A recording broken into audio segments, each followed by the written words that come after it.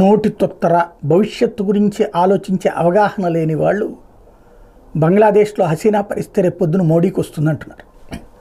ఇక్కడ గుర్తుపెట్టుకోవాల్సిన అంశం, ఆ మోడీనే లేకపోతే నీ బ్రతుకు ఇప్పుడు బంగ్లాదేశ్లో ఉండి బ్రతుకు తెరువు కోసం పారిపోయి ఇతర దేశాలకి దాక్కునే ప్రయత్నం ఉందే, ఆ స్టేజ్కి వస్తావు. అప్పుడు నీ మాట ఎవడో వినడం, నువ్వు చెప్పేటటువంటి సొల్లుని పట్టించుకునేవాడు ఎవడుండడు. అయితే వాడికి బానిసగా ఉండాలి, లేదంటే కనుక నీ ప్రాణాలు తీస్తారు. నీ ఉద్యోగమే ఉండదు, నీ వ్యాపారమే ఉండదు.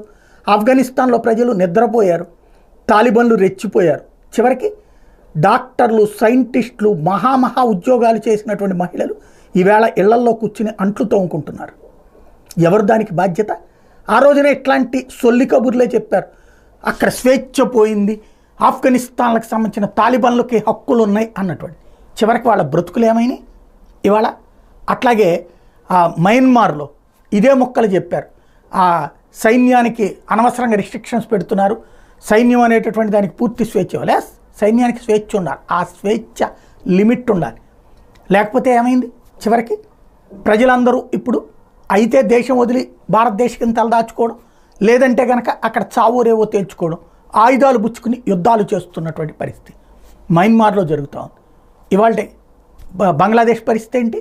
ప్రాణాలు అరచేతిలో పెట్టుకుని పారిపోతున్న వాళ్ళు హిందువులు ఒక్కళ్ళే కాదు, ముస్లింలు ఉన్నారు, క్రైస్తవులు ఉన్నారు, అన్ని వర్గాలు ఉన్నాయి అక్కడ. ఒక వర్గపు దాడి ఆరంభమయ్యాక ఇంకొక వర్గానికి బ్రతుకుండదు. నేను నా వాళ్ళు బ్రతకాలి, మిగతా వాళ్ళు నాశనం కావాలని కోరుకుంటారు.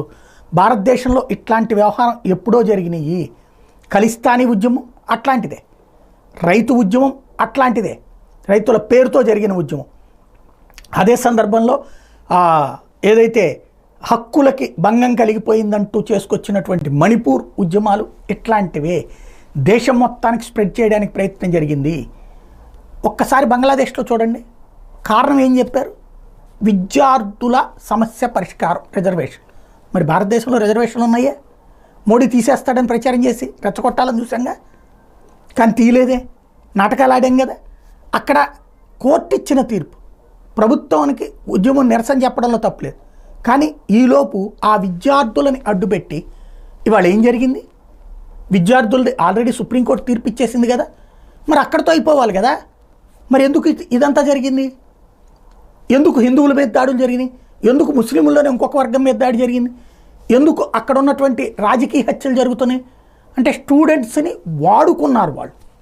అలాగ ఈ దేశంలో మణిపూర్ వాళ్ళని వాడుకున్నారు, ఢిల్లీలో వాడుకున్నారు, ముజఫర్నగర్లో, అట్లాగే ఇక్కడ రైతుల పేరుతో జరిగినటువంటి ఉద్యమాలు కావచ్చు, ఖలిస్తానీ ఉద్యమాలు కావచ్చు, ఇవన్నీ మోడీ ఉన్నాడు కాబట్టి ఆ ఉద్యమాలకు సంబంధించిన మూలాన్ని గ్రహించి ఎక్కడ నెగ్గాలో కాదు ఎక్కడ తగ్గాలో చూశాడు కాబట్టి పరిస్థితి దారికి వచ్చింది. అదే మోడీ లేకపోయి ఉంటే, ఈ ఉద్యమాలు ఫ్లేరప్ అయితే, ఈ గొడవలు అల్లకల్లోలమైతే, గతంలో ఏం జరిగినాయి? మత కలహాలతో నెలల తరబడి కర్ఫ్యూలు జరగలేదా? ఇందిరాగాంధీ మరణం తర్వాత ఎన్ని రోజులు మనం కర్ఫ్యూ ఫేస్ చేసాం? ఎక్కడెందుకు?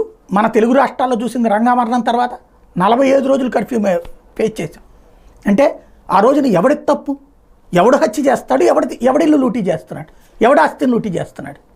ఎవడు పోయాడు? ఎవడు తలకాయలు పగిలినాయి? ఫస్ట్ గ్రహించాల్సింది, ఏదో కావాలి, ఏదో నాశనం కావాలి. సినిమాల్లో బాగుంటుంది, సినిమాల్లో అది హీరోయిజం. నీ తలకాయ పగిలితే నీకు భయం తెలుస్తుంది. తలకాయ పగలాలని నేను కోరుకోను. అలాగే నీలాంటి దరిద్రుడు నాశనం కావాలని చెప్పి నేను కోరుకోను. బాగానే ఉండాలని కోరుకుంటా. కాకపోతే దేశం కూడా బాగుండాలని నువ్వు కోరుకో.